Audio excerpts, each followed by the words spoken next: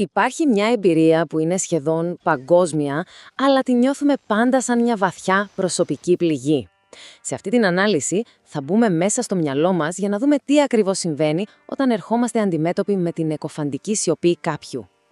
Η απόρριψη, ναι, είναι μια καθαρή πληγή. Πονάει, αλλά έχει αρχή, μέση και κυρίως έχει ένα τέλος.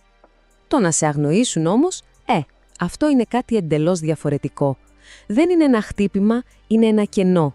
Ένα κενό που ο εγκέφαλος σπέβδει να το γεμίσει με τις χειρότερες δυνατές αμφιβολίες. Γιατί εδώ δεν υπάρχει μια ξεκάθαρη απάντηση, δεν υπάρχει εξήγηση, δεν υπάρχει ένα κλείσιμο, υπάρχει μόνο σιωπή. Και ο εγκέφαλος, όπως θα δούμε, απλά δεν είναι φτιαγμένος για να διαχειριστεί κάτι τέτοιο. Πάμε λοιπόν στο πρώτο κομμάτι, στη δύναμη της σιωπής.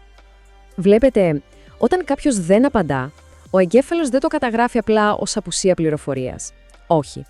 Το ερμηνεύει ως μια ενεργή απειλή. Και αυτό εδώ είναι το κρίσιμο σημείο. Ένα ξεκάθαρο όχι, όσο σκληρός κι αν είναι, κλείνει τον κύκλο. Επιτρέπει στο μυαλό να επεξεργαστεί την πληροφορία και να προχωρήσει. Η σιωπή αφήνει αυτόν τον κύκλο ορθάνυχτο και δημιουργεί ένα ατελείωτο loop στο μυαλό, μια διαρκή αναζήτηση για απαντήσεις. Και αυτός ο ανοιχτός κύκλος γίνεται αιμονή. Και τώρα πάμε λίγο πιο βαθιά. Τι γίνεται σε νευρολογικό επίπεδο? Πώς αυτή η αναμονή καταφέρνει και καταλαμβάνει κυριολεκτικά ολόκληρο το μυαλό? Λοιπόν, κάθε φορά που κοιτάμε το κινητό, περιμένουμε μια ανταμοβή, μια μικρή δόση ντοπαμίνης.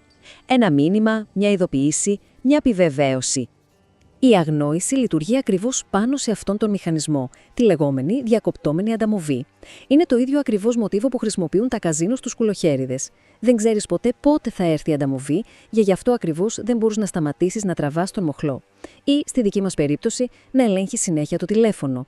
Αυτή η αβεβαιότητα είναι που μας κρατάει δέσμιους. Και εδώ είναι το πιο ύπουλο σημείο όλο αυτού του μηχανισμού. Αυτή η συνεχή σκέψη δεν πηγάζει απαραίτητα από μια αυξημένη επιθυμία. Δεν σημαίνει ότι τους θέλει κανείς περισσότερο. Σημαίνει ότι ο εγκέφαλος απαιτεί. Σχεδόν ουρλιάζει για ολοκλήρωση. Απαιτεί να κλείσει επιτέλους αυτός ο ανοιχτός κύκλος. Και εδώ είναι που η οπτική αλλάζει τελείως.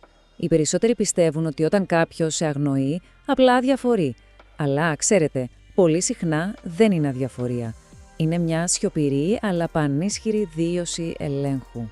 Σκεφτείτε το έτσι. Σε οποιαδήποτε σχέση, όποιος ελέγχει την προσοχή, ελέγχει και την ισορροπία δυνάμεων. Η σιωπή δημιουργεί μια τεχνητή ανισορροπία. Ο ένας περιμένει, είναι σε αδράνεια. Ο άλλος αποφασίζει πότε και αν θα δώσει σήμα ζωής. Αυτή ακριβώς η ανισορροπία είναι που γεννά όλη την ένταση. Και κάπου εδώ, όλη αυτή η ένταση χτυπάει κατευθείαν στον πυρήνο του πόνου. Όταν κάποιος μας αγνοεί, σπάνια αμφισβητούμε εκείνον. Σχεδόν πάντα αμφισβητούμε τον ίδιο μας τον εαυτό. Ο εσωτερικός μονόλογος ξεκινάει σχεδόν ακαραία. Αναλύουμε κάθε λέξη, κάθε κίνηση. Ψάχνουμε μανιωδώς να βρούμε το λάθος, το δικό μας λάθος, που δικαιολογεί τη σιωπή τους. Και από την αναζήτηση του λάθους, γρήγορα περνάμε στην αμφισβήτηση της ίδιας μας της αξίας. Η σιωπή του άλλου γίνεται η απόδειξη της δικής μας ανεπάρκειας. Γιατί στο τέλος, αυτό είναι που πονάει πραγματικά. Όχι τόσο η απουσία τους, όσο η αμφιβολία που γεννιέται μέσα μας. Η σιωπή μετατρέπεται σε έναν καθρέφτη, όπου το μόνο που αντανακλάται είναι οι δικές μας βαθύτερες ανασφάλειες. Ωραία. Αφού είδαμε πώς ακριβώς δουλεύει ο μηχανισμός, πάμε τώρα να δούμε πώς πάει αυτός ο κύκλος. Πώς μπορεί κανείς να πάρει πίσω τη δύναμη που, άθελά του, παραχώρησε στον άλλον μέσα από τη σιωπή του. Το πρώτο και βασικότερο βήμα είναι να αλλάξει η οπτική γωνία. Να καταλάβουμε ότι η σιωπή σχεδόν ποτέ δεν είναι μια αντικειμενική μέτρηση της αξίας μας. Σχεδόν πάντα είναι μια αντανάκλαση της δικής τους κατάστασης, του φόβου τους για μια σύγκρουση, της συναισθηματικής τους ανοριμότητας ή, πολύ απλά, της αδυναμίας τους να επικοινωνήσουν όρημα. Οπότε, στο τέλος της ημέρας, η επιλογή είναι μία από τις δύο. Από τη μία είναι το κυνήγι της απάντησης, η απέτηση να κλείσει ο κύκλος. Αυτό όμως συνήθως απλώς ρίχνει λάδι στη φωτιά και τρέφει τον κύκλο. Από την άλλη είναι η διατήρηση της αξιοπρέπειας. Και αυτή η επιλογή, αυτή είναι που σπάει τον κύκλο. Τη στιγμή που πάβει κανείς να εξαρτά την ολοκλήρωσή του από την απάντηση κάποιου άλλου, παίρνει πίσω τον έλεγχο. Και μόλις ο κύκλος σπάσει, η δύναμη επιστρέφει σχεδόν αυτόματα. Γιατί πολύ απλά σταματάμε να την παραχωρούμε. Για να τα βάλουμε όλα σε μια σειρά, λοιπόν, η αγνόηση δημιουργεί μια νευρολογική ένταση λόγω της αβεβαιότητας. Αυτή η ένταση τροφοδοτεί την αιμονή, καθώς ο εγκέφαλος ψάχνει απεγνωσμένα να κλείσει τον κύκλο.